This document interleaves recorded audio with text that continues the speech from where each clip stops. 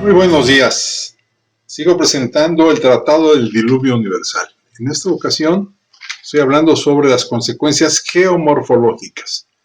Y en este video específico voy a hablar sobre el análisis de los sedimentos, de los estratos sedimentarios, incluyendo el carbón. Vamos a ver cómo se formaron, cómo están construidas, cómo se hicieron y en dónde están. Y eso nos da evidencia del diluvio universal. Escuchemos con atención, van a ver qué bello es conocer la verdad y la ciencia. Poca o ninguna erosión entre y dentro de las capas sedimentarias. Dentro de una sección vertical de rocas sedimentarias hay poca o ninguna evidencia de erosión entre y dentro de las capas, aunque los geólogos fechan las secuencias a lo largo de millones y a veces cientos de millones de años. Las capas horizontales en el Gran Cañón supuestamente representan 300 millones de años de deposición con poca o ninguna señal de erosión entre o dentro de las capas. ¿Dónde está la evidencia de la erosión que deberían haber tenido lugar durante los cientos de millones de años? En cambio, estas capas proporcionan evidencia de una rápida deposición una sobre otra. En el sur y en el norte de las montañas Grand Teton del noroeste de Wyoming, las mismas capas sedimentarias que las 2/3 partes del fondo del Gran Cañón sufrieron fallas y se elevaron a medida que las montañas se elevaban.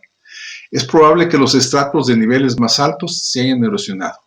La falta de erosión entre las capas que se ven en las montañas Teton fue admitida por 3 geólogos seculares al ver estas rocas sedimentarias.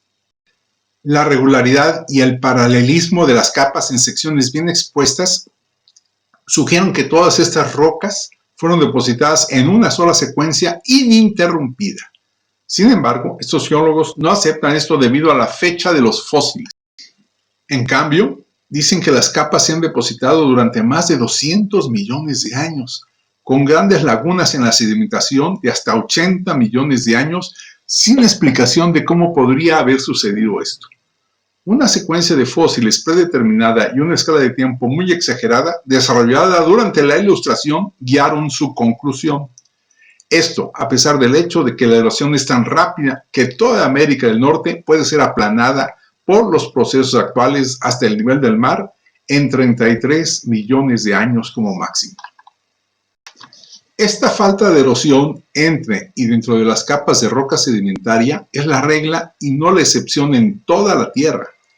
El establecimiento de capas sobre grandes áreas en rápida sucesión con poca o ninguna erosión se esperaría del diluvio universal y es contraria a la idea de los procesos actuales que actúan durante millones de años.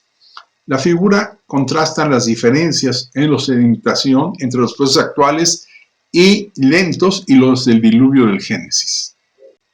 Los fósiles apoyan el diluvio del Génesis. Para agregar glaseado al pastel, estas capas sedimentarias tienen muchos miles de millones de fósiles, los restos de organismos que fueron enterrados durante el diluvio de Noé.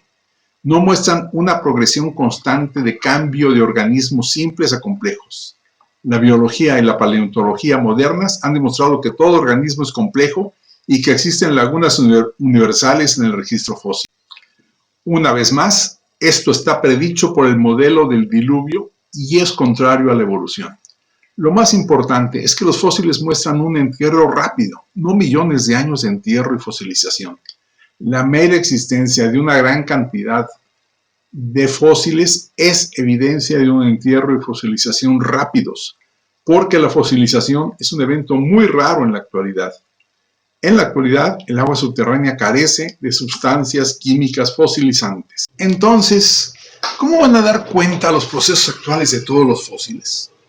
A menudo, estos fósiles se encuentran amontonados en enormes cementerios, una vez más indicativo de una gran catástrofe.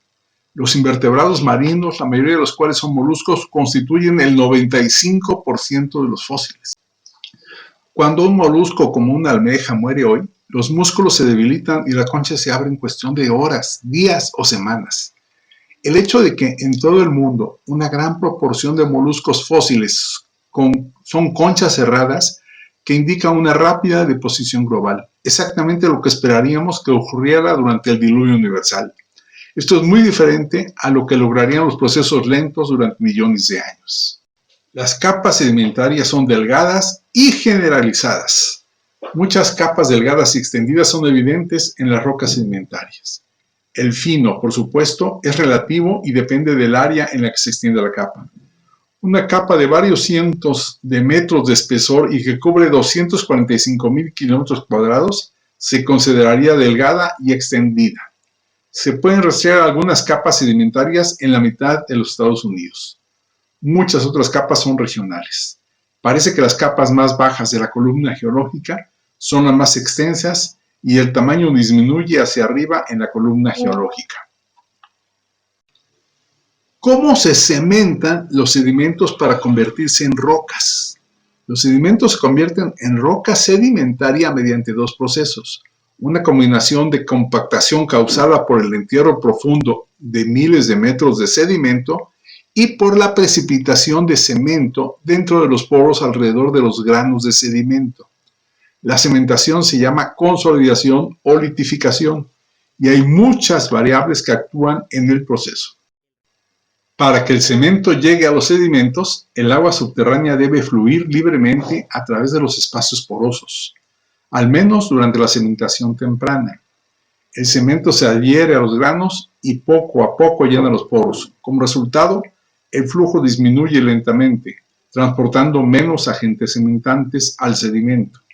En algún momento durante ese proceso, el sedimento se convierte en roca sedimentaria. Es común que diferentes rocas sedimentarias alternen entre rocas duras y blandas, lo que puede depender de la eficiencia del proceso de cementación. Una de las muchas variables, el tiempo, es solo una.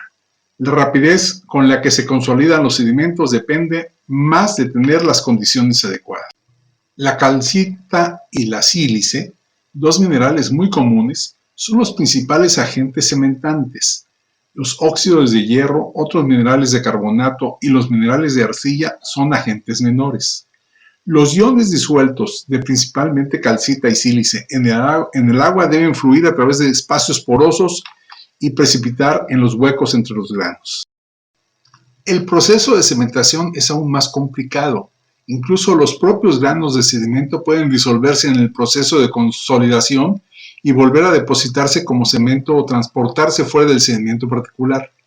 Por ejemplo, después de depositar cemento de calcita, el agua de los poros podría cambiar la química y disolver la calcita o reemplazarla con otro mineral cementante como la dolomita. Además, el fluido de los poros puede tener diferentes propiedades químicas en el espacio y el tiempo. La inundación ocasionada por el diluvio depositó rápidamente sedimentos gruesos, que se compactaron rápidamente debido a su peso. El agua caliente de las fuentes de la corteza o del manto, las fuentes de las grandes profundidades, disolvería fácilmente los productos químicos tanto dentro del agua de la inundación como en el agua de los sedimentos. El registro de rocas muestra abundante evidencia de que la calcita y la sílice eran comunes en los sedimentos del diluvio. La calcita constituye el 8% de las rocas sedimentarias. Las capas de sílice son menos abundantes pero significativas. Una buena cantidad de capas de pedernal, lentes y nódulos se encuentran dentro de muchos carbonatos en la Tierra. Además, casi todas las rocas de la Tierra tienen grietas que comúnmente están llenas de sílice y calcita, lo que indica que había abundantes sustancias químicas cementantes altamente cargadas en los fluidos subsuperficiales. Cuando los sedimentos de la inundación se depositaron por primera vez, estaban saturados con agua cargada de iones. El peso de los sedimentos depositados rápidamente aumentaría la presión del agua entre los granos de sedimento y obligaría al agua a fluir a través de los sedimentos con una presión hidráulica creciente. El rápido flujo de agua daría como resultado la deposición de cemento dentro de los poros de las partículas de sedimento. Por lo tanto, se produciría una rápida consolidación de los sedimentos, especialmente cuanto más profundo sea el entierro.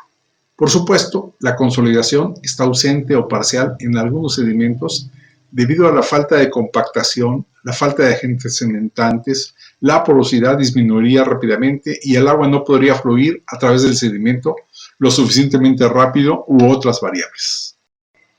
No se esperaría que se forme carbón después del diluvio en cantidades significativas. Vamos a ver cómo hay una gran cantidad de vetas de carbón puro y grueso.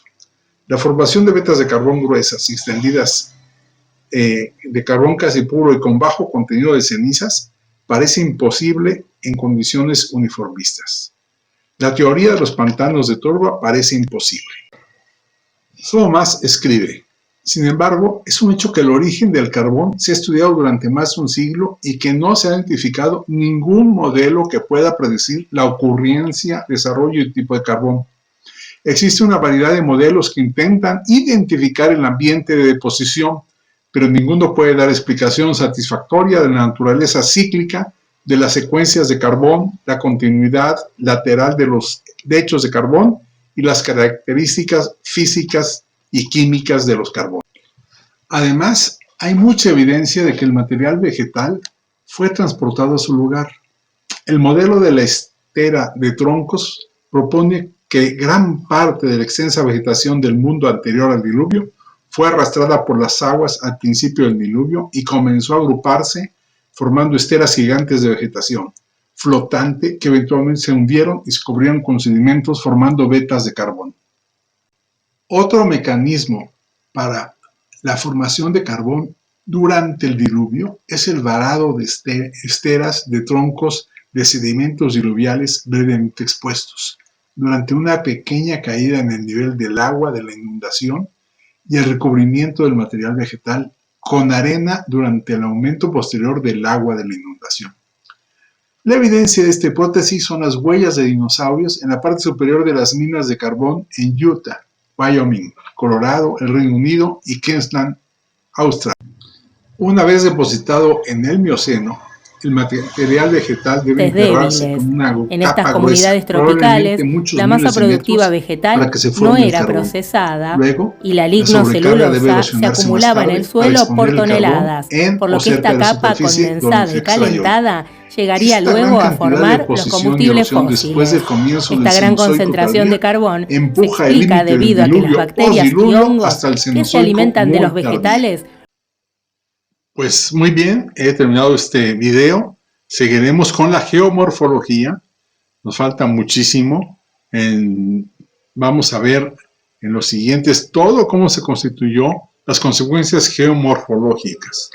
Y es muy largo, pero es muy interesante porque hay más de 27 elementos de evidencia claves para entender el diluvio universal. Ahorita solamente vimos las estratos y pues lo de carbón. Vamos a seguir analizando cosas. Cualquier cosa que tengan duda, que no se entienda, que quieran dónde está esto fundamentado, me pueden hablar, me pueden mandar un mensaje, me pueden hacer un comentario y con gusto los atenderé. Muchas gracias.